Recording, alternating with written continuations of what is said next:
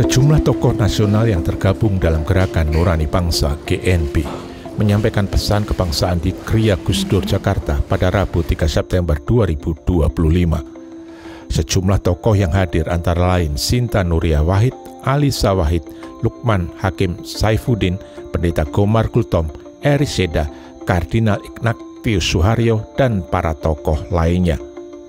Lukman Hakim Saifuddin membuka pertemuan dengan menegaskan bahwa pesan kali ini lahir dari kegelisahan terhadap situasi sosial politik saat ini. Ada peristiwa-peristiwa yang tidak bisa didiamkan begitu saja. Nilai-nilai kemanusiaan yang diingkari, yang disimpangi, tindakan kekerasan yang sama-sama kita ketahui bersama, aksi-aksi yang lalu kemudian disikapi secara represif, lalu juga perilaku sebagian saudara-saudara kita yang kami nilai berlebih-lebihan, terjadi perusakan fasilitas umum, terjadi penjarahan dan seterusnya. Walhasil kehidupan kebangsaan kita mengalami ancaman yang serius karena nilai-nilai kemanusiaan yang tergerus. Sementara itu, Nyai Sinta Nuria Wahid menyuarakan keprihatinan mendalam. Ia menilai rakyat marah karena ketidakadilan, sementara respon aparat seringkali berlebihan hingga menimbulkan korban jiwa. Kami berharap bangsa dan negara Indonesia selalu berada dalam kehidupan yang tentram, damai, agar bisa terus maju, mewujudkan cita-cita kemerdekaan Indonesia. Ini hanya bisa dipenuhi dengan penyelenggaraan negara yang berpihak pada rakyat, adil dan berlandaskan kedaulatan sipil dan kedaulatan hukum. Pada kesempatan itu, Pendeta Gomar Kultom mengajak semua pihak untuk menggunakan momen ini sebagai sarana untuk memperbaiki diri. Saatnya saya kira untuk kota Parlemen periksa dan sekaligus juga kepada para pimpinan parpol untuk mempersiapkan kader-kadernya dengan baik dan menegur, bila perlu merikol anggotanya yang menciderai perasaan umat yang diwakili.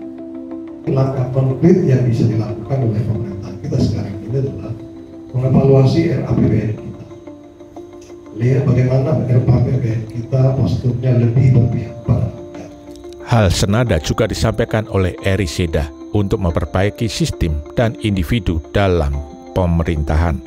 Yang harus dilakukan pada tataran sistemik itu adalah bahwa para anggota DPR legislatif, para anggota pemerintah eksekutif, dan para anggota mahkamah pengadilan yudikatif secara sistemik membereskan persoalan kolusi, korupsi, dan nepotisme. Orang-orangnya juga harus bersih. Sehingga dengan kata lain, ini perlu ada solusi jangka panjang secara menyeluruh. Sehingga kita tidak tergantung presidennya siapa, ketua DPR-nya siapa, ketua Mahkamah Agungnya siapa. Sistemnya itu dalam tanda kutip memaksa orang-orang yang duduk bertanggung jawab itu untuk berperilaku sesuai dengan hukum yang berlaku. Kardinal Ignatius Suharyo menutup refleksi dengan ajakan untuk melakukan tobat nasional sebagai jalan moral untuk menyembuhkan bangsa. Legislatif seperti apa legislatif itu? Seperti yudikatif, seperti eksekutif. Kita di mana pilar untuk demokrasi itu? Dibuka kartunya, diakui kesalahan-kesalahannya, karena kalau kita menyangkal, kita tidak akan diakui, dan marilah kita melakukan tobat nasional.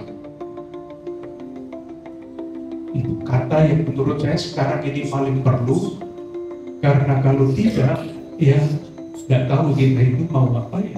Pesan kebangsaan yang dibacakan oleh Alisa Wahid menyakup 5 poin, yaitu hentikan kekerasan terhadap demonstran, kembalikan empati penyelenggara negara, tata ulang kepemimpinan aparat, kelola APBN dengan transparan, serta tegakkan supremasi sipil dalam demokrasi.